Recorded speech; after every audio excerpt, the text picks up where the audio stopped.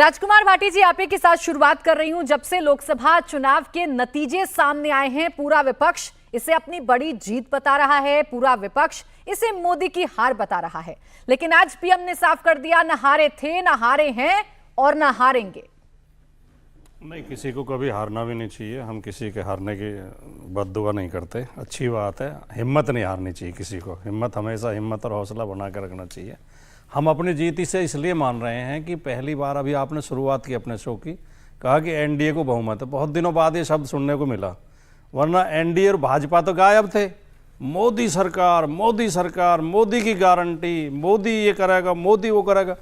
हमारी जीत इसमें है कि देश का जो तानाशाही पूर्ण वातावरण बनाया जा रहा था, व्यक्तिवादी देश की राजनीति को बनाया जा रहा था, लोकतंत्र का अपमान किया जा रहा था। रोजाना एक आदमी का नाम लेकर शेर है, शेर है, शेर है। भारतीय जनता पार्टी के सारे लोग कहते थे।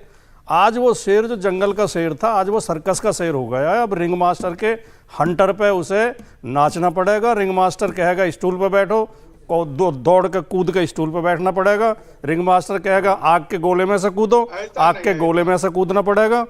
और दूसरी बात, मतभेदों की बात, हम चाहेंगे कि सरकार अगर शपथ लेती है, अभी तो अगर है, अभी कुछ पता नहीं शपथ लेगी या नहीं लेगी, लेकिन अगर शपथ लेती है तो स्थायित्व हो देश हित में, यही है।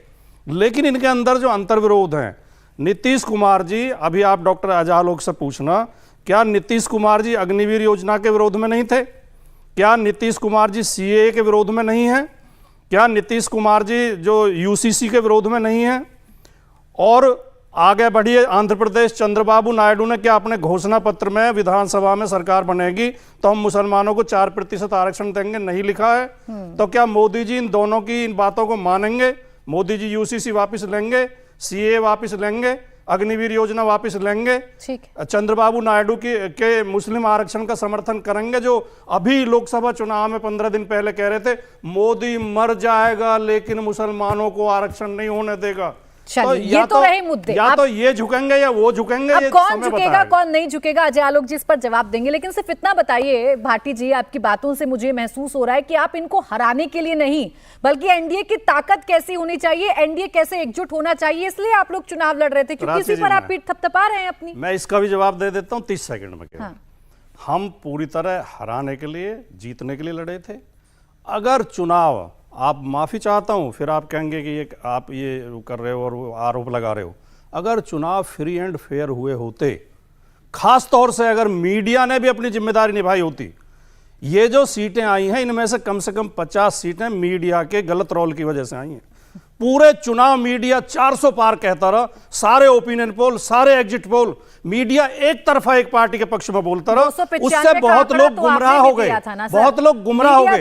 इस चुनाव में सबसे बड़ी हार तो मीडिया की हुई है। बहस में पढ़ना नहीं चाह रही थी, लेकिन 295 का ये बहस बहुत जरूरी है लोकतंत्र के लिए। 295 का आंकड़ा तो आप लोगों ने भी दिया था, वो तो सच नहीं हुआ ना, तो आप भी भ्रम फैला रहे थे, आप भी झूठ फैला रहे थे। बोलिए ना फिर। हाँ, मैं बोल रहा हूँ। हाँ, निष्पक्ष चुनाव के लिए, लोकतंत्र के जिंदा रहने के लिए चुनाव आयोग और मीडिया दो का निष्पक्ष होना बहुत जरूरी है।